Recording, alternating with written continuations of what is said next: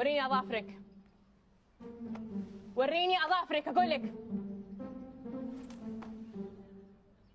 ما شاء الله. متى الزفه؟ مو هو عشان فرح بنت خالتي يا أبلة. وانت جاي طابور مدرسه ولا فرح بنت خالتك؟ شيل المناكير من اظافرك، لا تخليني احطك في راسي. ليه شامبو؟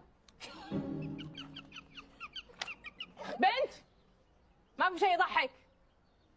وانت وقفي لي قدام غرفه الوكيله. والله تضحك. ما تنبطي لما تكتبي تعهد، ها؟